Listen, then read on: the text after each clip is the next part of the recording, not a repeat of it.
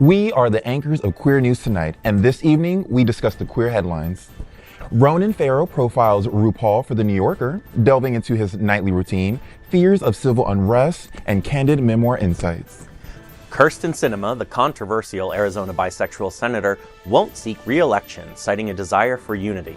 Her departure can reshape the state's political landscape.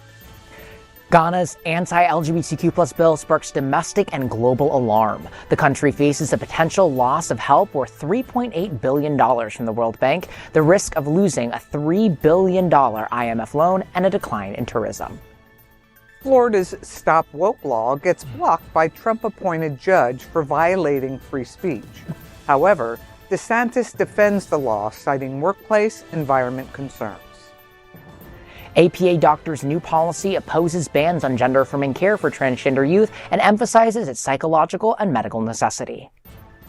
Good evening. Welcome to Queer News Tonight. This is the world's first and only LGBTQ+ daily evening television news, broadcasting live and available on demand. Available on all smart televisions, including Roku, Apple TV, Android TV, Amazon Fire TV, Twitch, YouTube, and Facebook. It's time to queer up the news for Wednesday, March 6, 2024. We are live and literally out of the closet and into the headlines. So many of your important stories we are going to tell this evening on Queer News Tonight.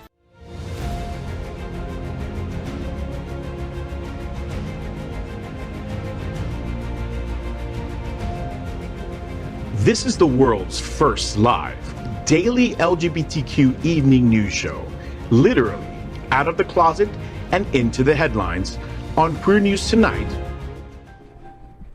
This is the world's first and only unedited live LGBTQ+ evening news show. Whatever happens, unique and LGBTQ+ news, you will see it and hear it. HOTspots Magazine and Happening Out Television Network is a nonprofit 501c3 media company in the same model of PBS and NPR, but designed for the LGBTQ+ community.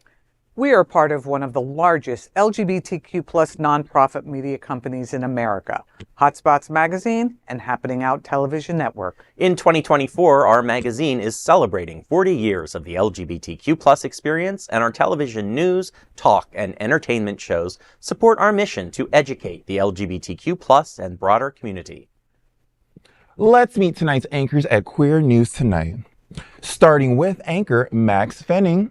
At 17, he formed the nonprofit PRISM to promote LGBTQ+ inclusive education and make sexual health resources accessible to youth in South Florida.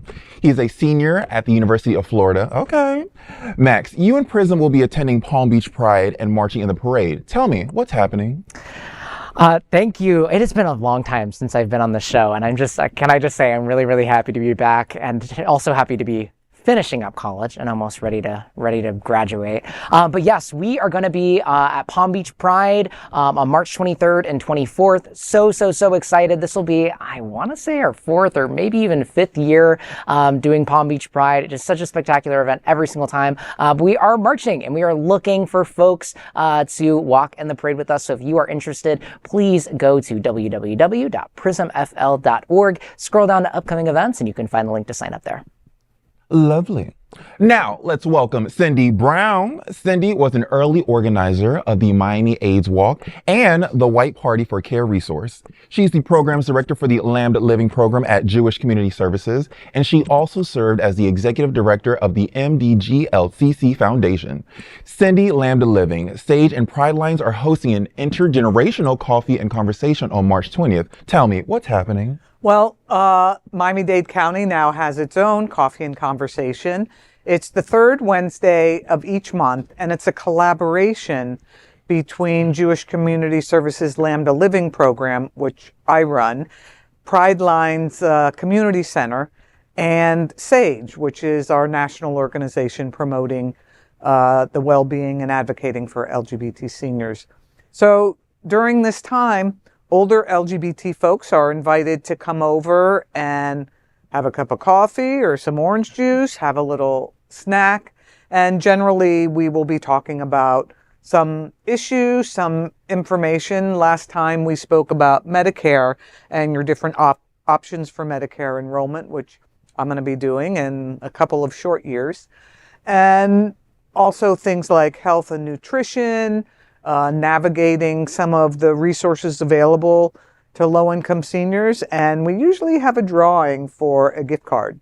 So if you're interested in learning more about it, you can Google Lambda Living Online and check out our calendar of events, and, join us on March 20th and every third Wednesday of the month from 10 to 12. And you better make it out. Oh, yeah. And it's at Pride Lines, which is on Northwest 7th Avenue and 50-something, but more of the information is online. All righty.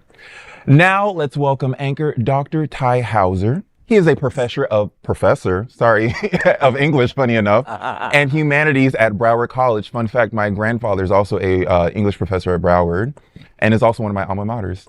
And teaches in the College of Business at Florida Atlantic University. I know nothing about FAU. He has served as a visiting professor at colleges in Bolivia, Brazil, China, India, and Spain, humble brag, and provides an international viewpoint.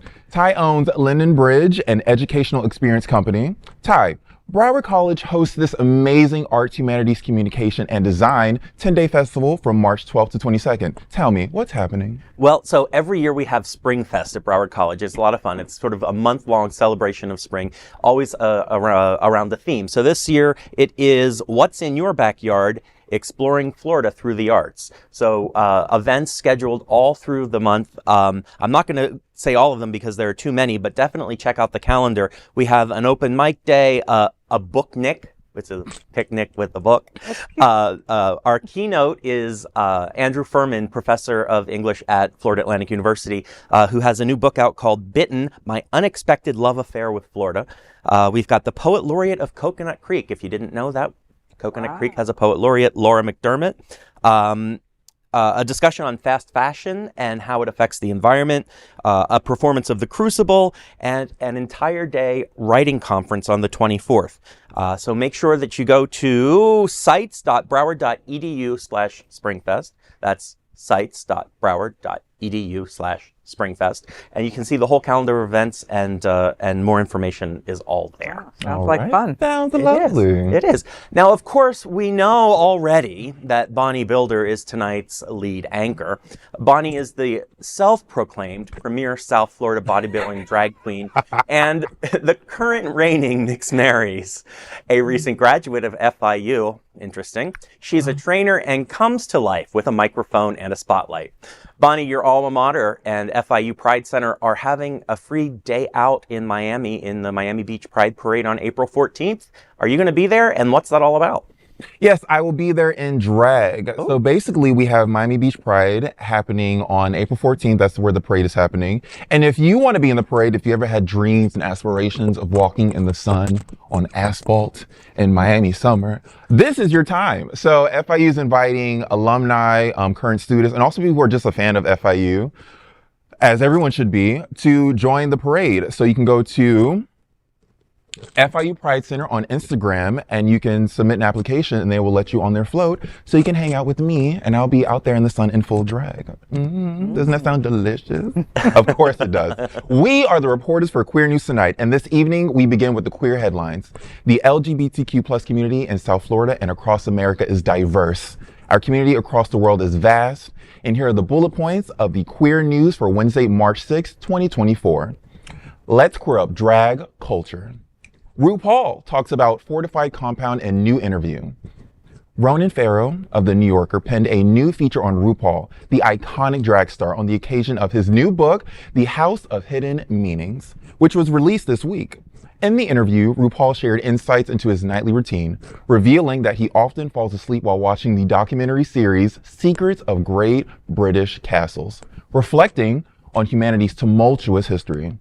Expressing concern about the state of the world, he voiced fears of an impending civil war, leading him to construct a fortified compound on his husband's 60,000-acre ranch in Wyoming. Yes, RuPaul has built a fortress in Wyoming in case everything goes bad in the world.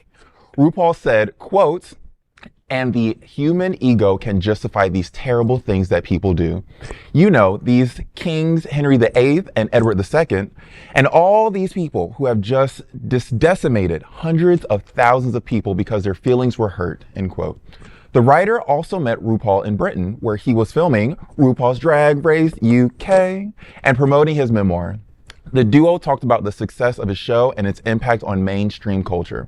However, despite his achievements, RuPaul remains a polarizing figure within the LGBTQ+ community, facing criticism for his views on transgender participation in drag competitions. In his memoir, RuPaul diplomatically discusses encounters with various celebrities, but takes a candid stance on Madonna, describing a tense interaction in the 80s. RuPaul expressed discomfort with Madonna's attempt to maintain youthful relevance, contrasting it with his own evolution and role as a mentor figure. Queer News Tonight could not help but think about RuPaul's thoughts about what we are watching in the world. We are in Florida, after all, living in the shadow of a radical GOP, Governor DeSantis, and former President Donald Trump. His words about his Wyoming fortress may turn out to be a prophetic when he says, quote, "I'm fearing the absolute worst. We are moments away from fucking civil war. All the signs are there. Humans on this planet are in the cycle of destruction. I am plotting a safety net. I wouldn't call it a bunker, but it is designed to withstand calamity. It's a lot of concrete and a lot of things. I keep thinking about these castles that I'm going to bed to." Now, my first immediate reaction to this story is, if RuPaul's rich ass is worried about something, we should be shaking in our fucking boots, our thigh-high fucking boots. Because you always know, the rich people know what's going to go to shit first. And RuPaul is like rich, especially for black folks. She's like rich. So if she's scared, I should be fucking like terrified. She already, first of all, have y'all seen her house on YouTube? Like the tour of her house? It's amazing, but it's already a fortress. So if that's not good enough, then what the fuck is shit? Y'all remember the movie 2012 when they had like the space? I was gonna say this reminds me of like Don't Look Up. Yes. And how they the spaceship on that one, and then they. And you know she has it. She's not talking about it, but she has it. There's that fortress for rich people on the moon. She got a ticket seat right next to Elon Musk and Jeff Bezos and his space tourism. Who knows what's going to happen after the election in November? And I believe that we are in store for, more civil unrest. And if Trump wins, we're going to have 4 more years of that, and everything possible to dismantle our democratic system while he's in there. So, I'm not RuPaul rich, but I can buy a plane ticket out of this country. Well, there are a couple of things about this story that have me interested. The first one is it says it's on her husband's ranch. Mm-hmm. What? I'm not sure who has the money there, but okay, that's interesting. The second thing is, my uncle passed away, unfortunately, but he always wanted to build a compound for our family. Wow. Of course, we don't have the kind of money it would take to do it, but that was always one of his goals. And then finally, I realized that I have one thing in common with RuPaul.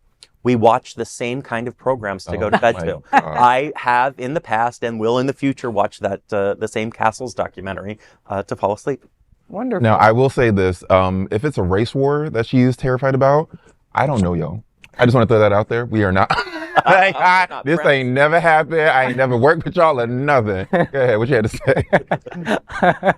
No, I just think this is it.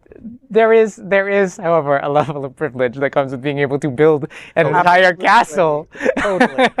To be like, oh yeah, in case everything, shit hits the fan, I'm just gonna go into my bunker, my maximum security facility. Girl, I gotta hide in my wig. Wow. Now let's queer politics. A relief for Democrats as the first out bisexual U.S. senator doesn't run for re-election. Kyrsten Sinema, the first openly bisexual U.S. senator and a former Democrat turned independent, announced she won't seek re-election this year. Sinema, who represents Arizona, faced criticism for her argument with corporate interest and support for the Senate filibuster, which stalls progressive bills. In a video posted on X, Sinema defended her positions, emphasizing a commitment to civility and bridging partisan divides. However, she acknowledged the unpopularity of her approach amidst growing polarization, Sinema expressed, quote, "I believe in my approach, but it's not what America wants right now," end quote, while announcing a departure from the Senate at the year's end. Her decision averts a three-way race with Ruben Gallego, a current U.S. House member running as a Democrat, and Kari Lake, a likely Republican nominee who previously vied for Arizona governor in 2022. Sinema's political journey began with the Green Party before joining the Democrats, then turning independent. Her coalition, including McCain Republicans, won her the Senate seat in 2018. However, her stance on key issues strained relationships with the Democrats while earning her support from some Republicans. Her departure is seen as a relief to Democratic leaders, avoiding potential damage to Gallego's candidacy. With a slim Senate majority, Democrats are wary of tough re-election battles in other states. Well, you know, Kyrsten Sinema is another example of people running as a Democrat, pretending to be a Democrat, and then acting like a Republican. So it's not a surprise that, you know, she's not getting great support from the Democrats. Not also a surprise that she's getting some support from Republicans. But I'm glad she has decided not to vie for re-election and allow, you know, the people to choose her replacement and not muck up the works by throwing another Democrat or independent in the race, which could split the vote. It's interesting to me that she started in the Green Party and then kind of progressed. It's not the usual progression of thought from each of those parties. But what it does reinforce, and I don't really know much about her. I don't know much about what she supports or doesn't support. But what this story really says to me is that there's no longer room for nuance or conversation. If she's not able to function as all in on this or all in on this or all in on this, and she's trying to balance her way through, then we don't want that. And that's not a good thing. Whether her policies are good or bad, that's just saying that, or whether her ideas are good or bad even, that's just saying that as a nation, we're polar opposites when we come to talking points. Yeah. I mean, I'll just say none of this would matter if we had ranked choice voting, but that's another conversation, I guess. Yeah, this is a precedent of moments where we really have to define where we stand. If you sort of wade in the water, that's a Negro hymn, sorry. If you sort of wade in the, do y'all know wade in the water? I do now. When this race war happens, I don't know, y'all. You can't really wade in the middle anymore. You have to be sort of definitive with your stance. You have to be transparent with what you want from your positions. And if you're not, you will be pressured to leave or be removed. So I'm not too mad at it.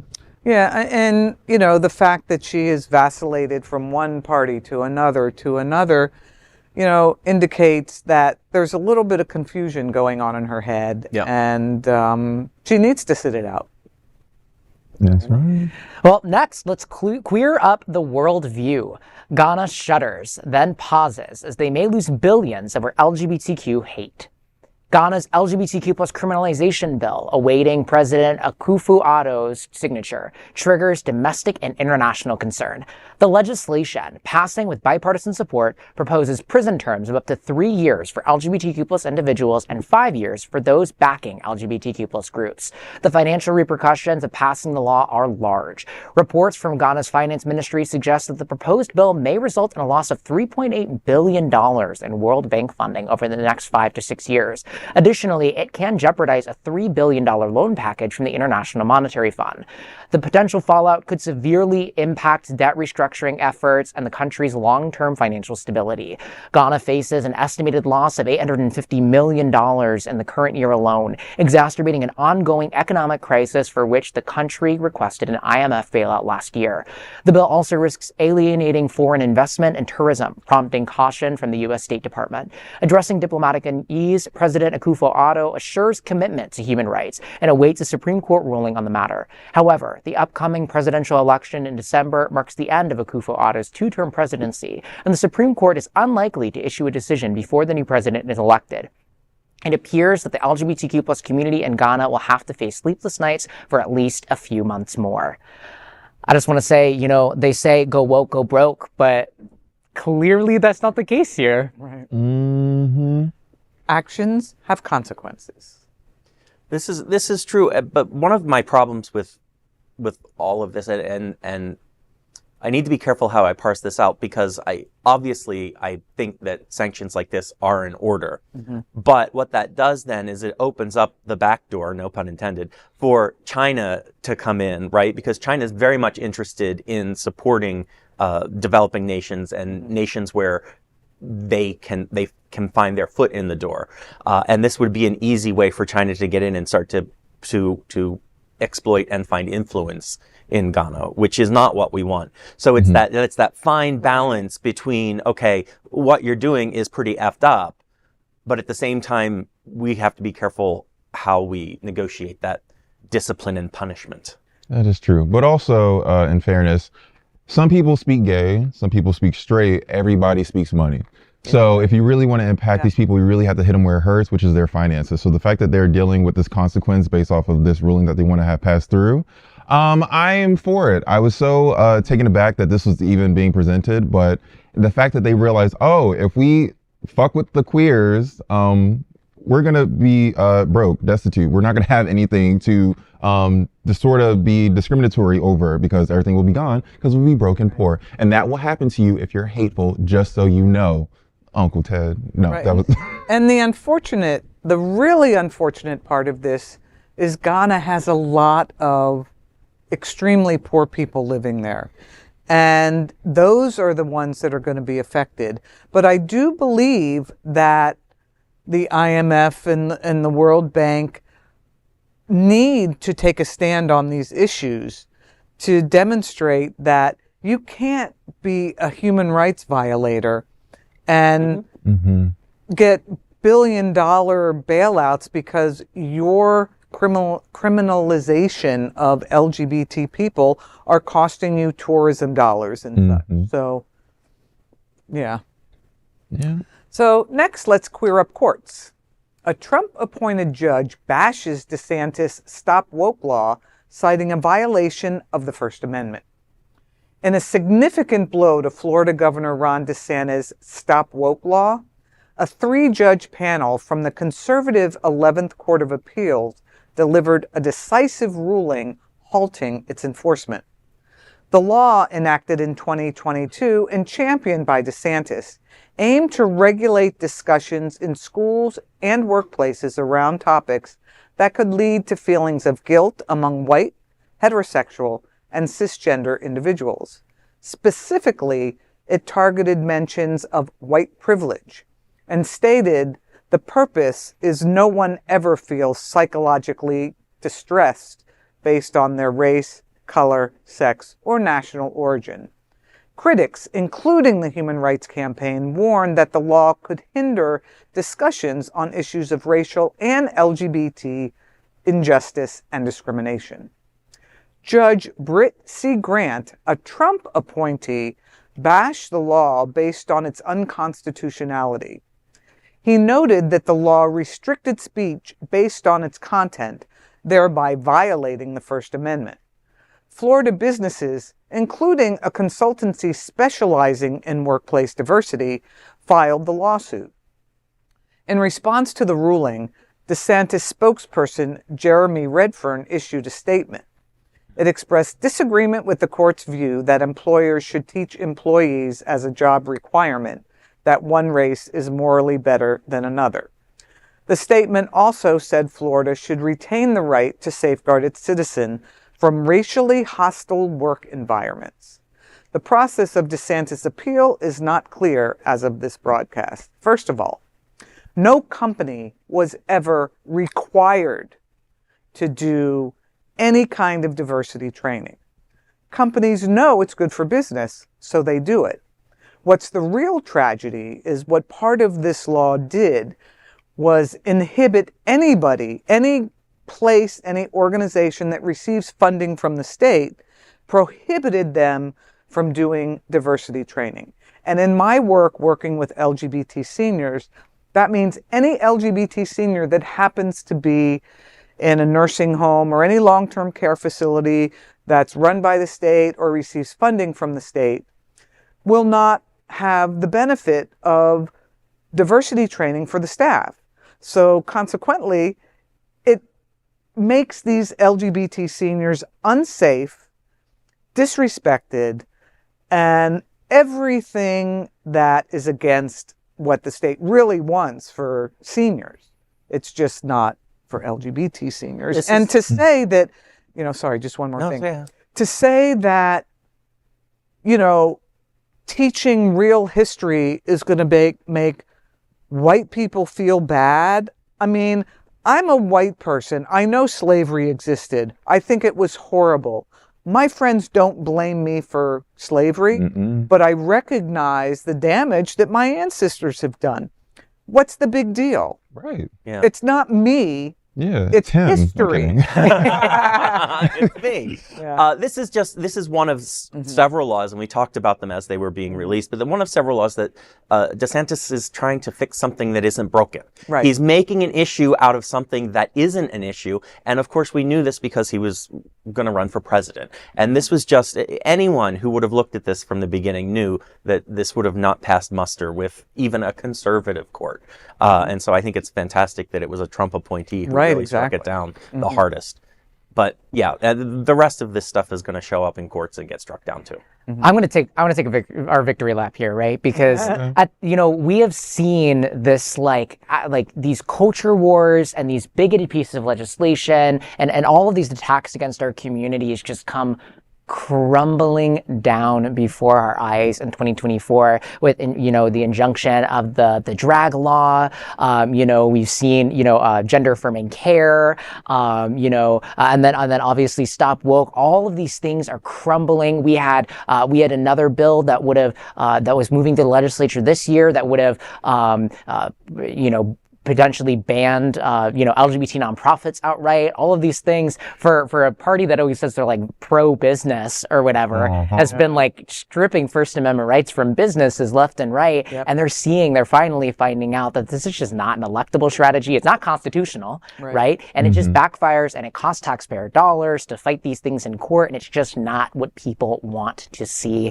And I think that it's important for us to recognize and take a moment to acknowledge that so many of these things are falling apart. So many of these pushes that they've made this year in the Florida legislature are not passing and are being killed, up in Tallahassee. And in so many ways, we're really starting to see our state ever so slightly come back to normal. They still gain traction. They still gain traction because Trump is the nominee. That's right. And then people realize how hollow it is, and that's why it goes to shit. So this is basically to say, if you ever stood for any of these like anti-queer, these racist legislations, you're the dumbass, because it's clearly hollow, and we can all see it from the beginning, but it gives you, hateful person, a reason to stand up and really vocalize your hate speech, and then later on to realize, it does get traction, but then it goes to shit because like it's not really standing on, and it's not really based on anything. I think drag queens are groomers based off of what? I think white people get uncomfortable when you talk about race based off of. I talked about a race war twice at this table, and none of them got nervous. Of course they not. should be, but none of them got nervous. So it's really hollow, and it all goes to shit as it should because it stands on nothing. I'm ready to lose it. Yeah, okay, because you will. Yeah. All right. All right, next, let's queer up health.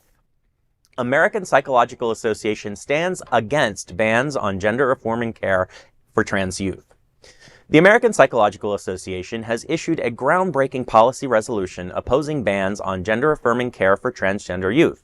With 157,000 members, the APA asserts that such bans disregard crucial psychological and medical research.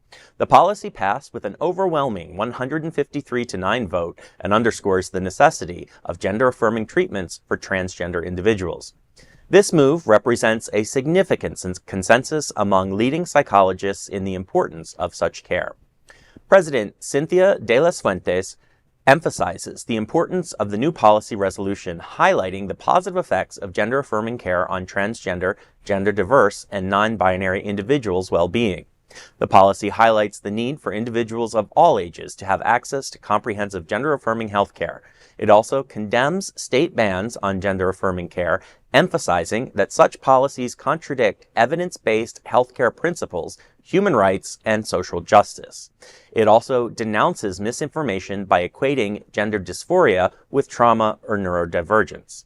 The policy comes amid claims made targeting such care. Representative Gary Click of Ohio attributed the rise in transgender individuals coming out to autism to justify a ban on care. Similarly, Pamela Paul's recent New York Times piece suggested neurodivergence and OCD could cause gender dysphoria. The APA policy strongly opposes these ideas. And once again, the APA is at the forefront of making these decisions. They were the first to come out against a treatment like what was the gay reversal treatment? Right. I forget. Yeah, whatever.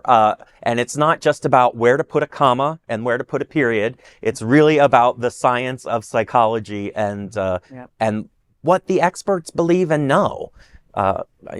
Good for you. And I can tell you, I know plenty of people with OCD and, people with autism who have no gender dysphoria at all whatsoever. Not a one. And I know some transgender people who are not OCD, nor do they have autism. Mm-hmm. It's just a ridiculous, statement made by people who don't know. The point is, the reason that you're seeing more people coming out is because they're no longer afraid of your bullshit. Right, exactly. So instead of hiding from whatever it is you're trying to oppress, people are standing up and saying, no, I'm going to be me, and I'm okay with that. Yeah, if it's hollow, it will crumble, like I stated on the previous story. If the ban is hollow, if it's based off of nothing, if it's based off of ignorance, it will crumble before your very eyes, and you will get humbled. It will take us a while, and it will be scary in the process, but it will crumble, and you will be humbled by this. And again, to that point, our gender-affirming care ban for minors and the one that restricted, Medicare and Medicaid coverage for gender-affirming care, both enjoined in the courts, right? Like we are seeing before our very eyes all of these things crumble down because they're just not based in reality. They're just, all of these things about gender-affirming care or transgenderism being a moral contagion and all of these other things are just not true. Nope. And I think it's so important that we're able to see this firm stance from the APA, that we're able to see, folks that are espousing these ideas backed by science, and really showing what the facts are. That's correct. Yeah. Well, next, we are proud of our special partnership with Sunshine Cathedral, the world's largest queer church here in Fort Lauderdale. Supporting that partnership, we're broadcasting from our permanent set here at Sunshine Cathedral at the Happening Out television studios. We broadcast Sunshine Cathedral Sunday International service at 10:30 a.m.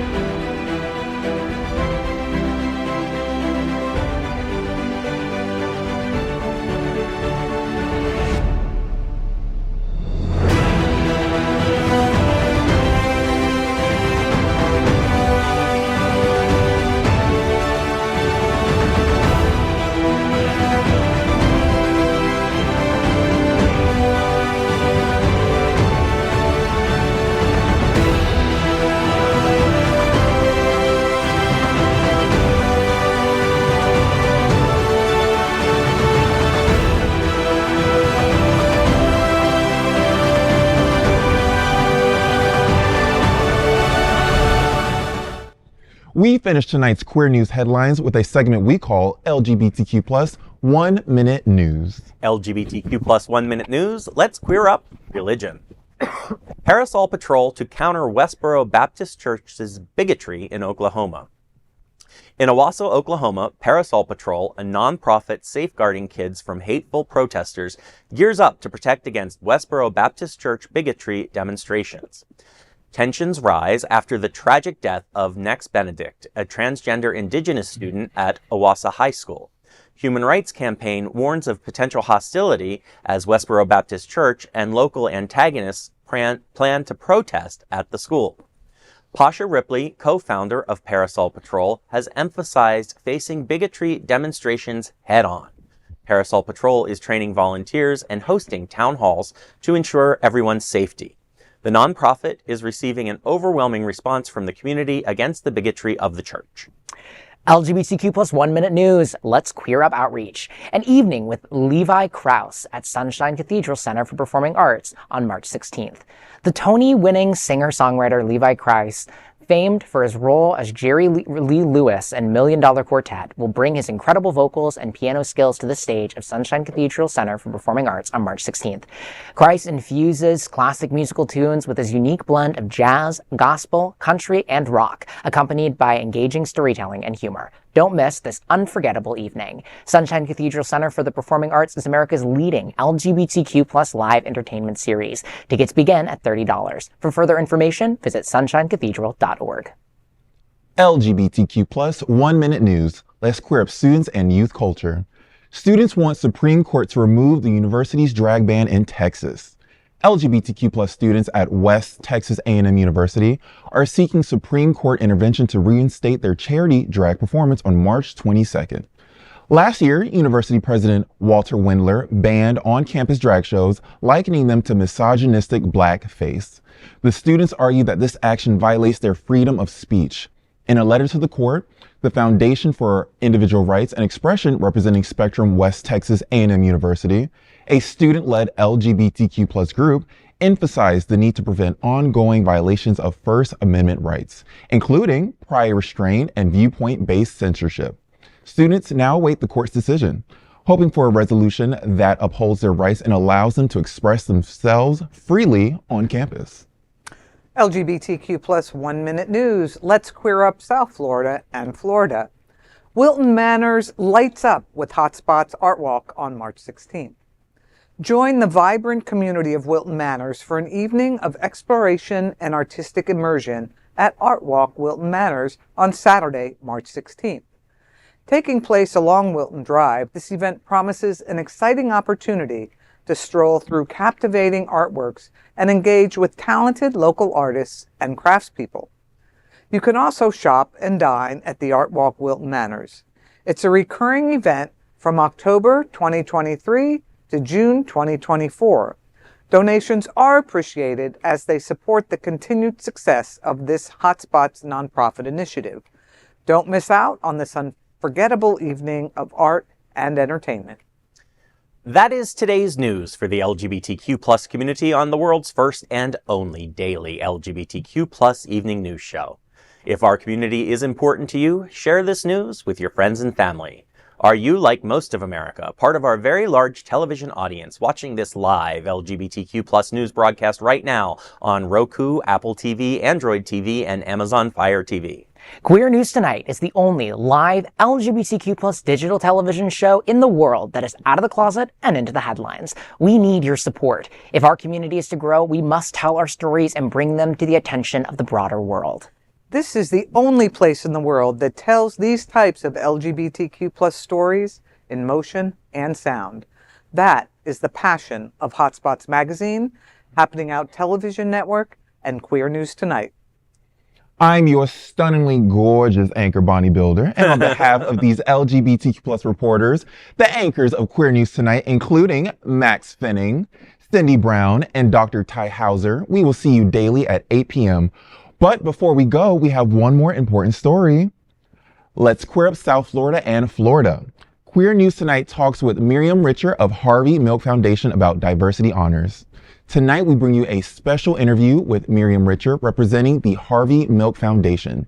Queer News Tonight anchor Eric Restivo talks about diversity honors March 9th at the Seminole Hard Rock Hotel and why LGBTQ plus activism is even more important today than it was when Harvey Milk became the first elected LGBTQ plus official in America.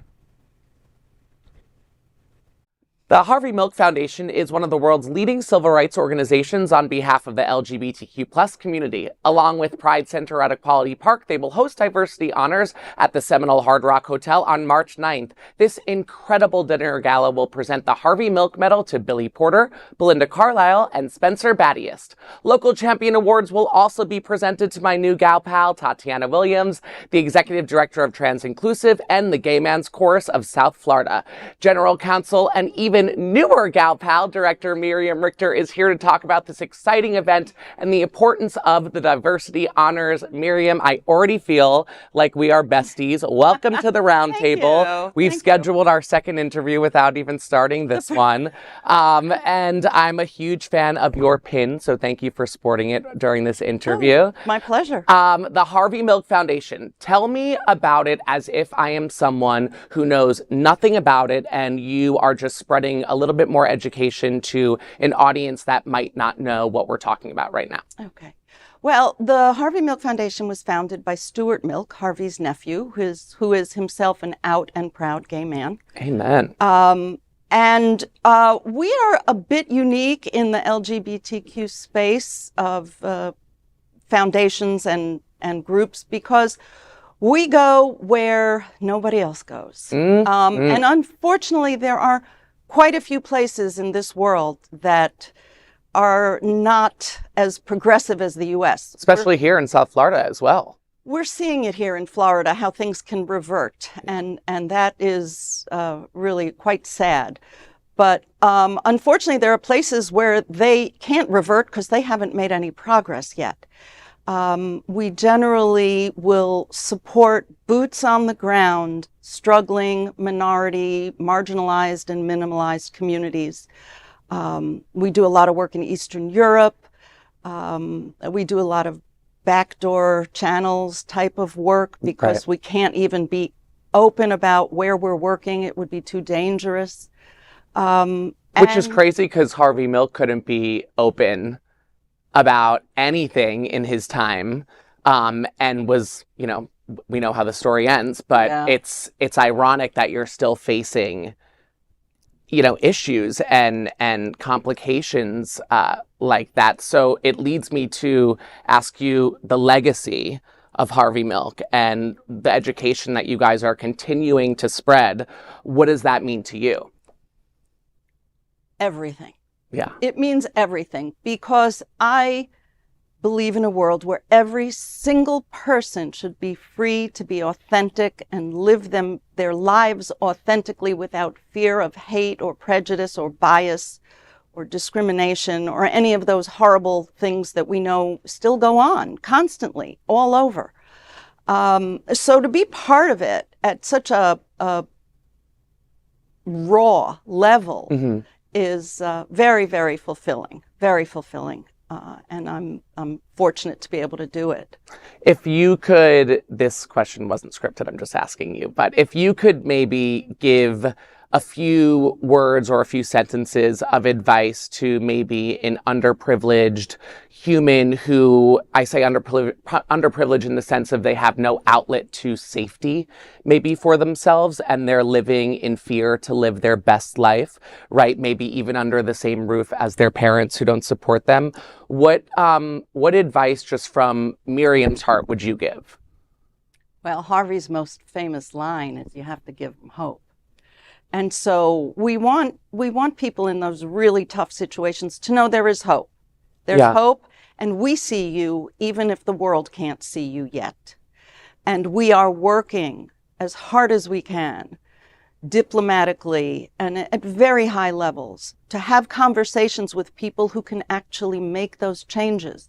One of the things that we've done in the recent few years is we've been working through the UN, having discussions with some of the leaders and diplomats from some of those countries, the 69 of them, I believe, is the current count, where it is still illegal to be gay. It's a big illegal. Number. I mean, forget about being out. No, like walking on the street, you know, you got to fear for your life. Right. Right. And some of those countries are receptive to backdoor meetings, to discuss these things. Some of those laws are on the books from a long time ago. unfortunately, there are some countries where they're still very much enforced. Yeah. And even punishable by death in several countries that is still enforced. So we are trying to make changes like that. We presented at the Munich Security Conference, which is a global conference of world leaders in Munich every February. And we were the first LGBTQ organization ever invited and allowed to speak. That's major. That's major. Yes. Wow. And let me tell you, there were some diplomats there from some of those 69 countries. Yeah. We're reaching them. We're trying. So my advice, just have hope, stay strong, and it's easier said than done, but I was going to say, I applaud you, and I'm just a little old gay boy, but I really do applaud you for all the work that you all do over there. And I know that it will not stop, but I know that it's going in the right direction. Milk's nephew, Stuart Milk, is the executive director. He is. Tell me about the importance of having a person with that last name, Milk, leading the organization. Stuart gets upset when I say this, but I'm going to say it anyway. Say it anyway. Exactly. Love you, Stuart. Some people say that he's carrying on Harvey's legacy. And while that's absolutely true, he also is Harvey's legacy. Right. They're cut from the same cloth. Right. There is no question that they are related. Absolutely. If you listen to Harvey's speeches and read some of his writings, Stuart's got those same genes. I believe it. And it's very powerful. And it's interesting that outside of the U.S., the name Harvey Milk resonates so much more than it does here in the U.S. I meet lots of young LGBTQ people, and they haven't heard of Harvey. It's crazy to me. It's crazy to me, especially with so many different documentaries, films, TV series. It's wild. It's Two it's Academy wild. Award-winning films. Right. It's wild, and it's part of the problem. It's part of the problem. So again, we use this platform here to spread things exactly like that, to bring awareness where we need to and fill in the blanks for, maybe there are major organizations or people or a general audience that just don't even appreciate the LGBTQ plus community for anything just because of systematic hate that's just built into them already. So the Harvey Milk Foundation, to me, can speak to that audience because they can relate on a sense of, oh, I've seen it on my television. Oh, it's been up for Academy Award. Sometimes you got to just bring the horse to water. Is that the saying? Yes. Right. Straight white men are the toughest horse to bring to water sometimes. And they are the biggest crowd of hate, a lot of the times. Yeah. So Education is the answer. And so that's a great segue right into diversity. I was going to say on March 9th, they are presenting, it's presenting sponsors the Seminole Hard Rock Hotel and Casino. Tell me about that relationship right there. Well, in my other life, as an attorney, yes. I have 2 full-time jobs. Yes, I found although this I'm out. volunteer with the foundation. The Seminole Tribe of Florida is one of my clients. It all comes back together. Stuart Milk, being Stuart Milk, said to me, we need to ask them to help us. Oh. Did he come up with like a proposal, or was it just... He's like, we need to have a gala. Mm-hmm. Let's do it. So to make a long story short, sure. We approached the tribe, and yes, right. They whatever you want on board, and then we brought in the Pride Center because we are a global organization. We don't have that many of our boots. Well, we have lots of boots. They're not here in South Florida. I get it. I live here. Stuart lives here. One of our other directors lives here. So we kind of feel like we are a South Florida organization, but our volunteers are all over everywhere. So the Pride Center is the perfect partner to help us with boots on the ground. And so that's how the collaboration developed. It's a perfect hub, the Pride Center. Exactly. So what are you most looking forward to at Diversity Honors? What are you most looking forward to? Meeting Belinda Carlisle. Oh, okay. outside of the celebrity Rolodex, what are you most looking forward to? Because it is a great Rolodex, by the way. Yeah, it really is. We did good this year. Yes. And Billy Porter, we're not. Chef's kiss. Yeah. Yes, chef's kiss. I want him to wear the dress he wore to the Oscars, but I think Christian Siriano still has it in his. He probably has it tucked away somewhere in a glass display, never to be touched and seen again. Yeah. Actually, I think it's on display, but at his studios. Makes sense. Yes. Makes sense. Yes. Makes sense. So, Billy, just call him for the night. Exactly. See if you can just borrow it. Any speeches, acceptance speeches you're really looking forward to? Well, one of the things we do is we try to make this not about the speeches. Got it. So we try to keep the speeches to a minimum. There will be a few. Because I want to hear what Billy has to say. Yeah. And I want to hear what Belinda has to say. She's such an amazing LGBTQ supporter.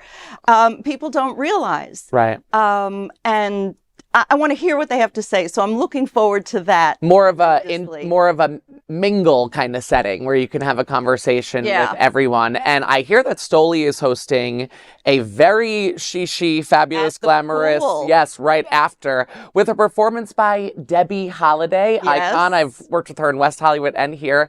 Maybe Belinda will come and join you at the after party as well. Is there something fun in addition to the Debbie Holiday performance that you are also looking forward to at that after party? Well, if you've ever been to the Lagoon at the Guitar Hotel. I haven't yet. Is that awful? Well, night is when you really want to be there. And the pool is generally closed at night. It's only special occasions like this that we're going to be out there at the base of the guitar. With the lights that shine up, right? Okay, I can see them from my backyard. Exactly. Okay. And it's just like a night pool party with all these fabulous people. I can't think of anything wrong with it. And also, I could literally talk to you for 5 hours, but I have to let you go because you are a busy lady. It's a crazy week. So thank you so much for joining me at Queer News Tonight, Miriam. Diversity Honors is not to be missed. It is an event that you can get more information and tickets at diversityhonors.org. Miriam, we love you. We'll see you next time. Thank you.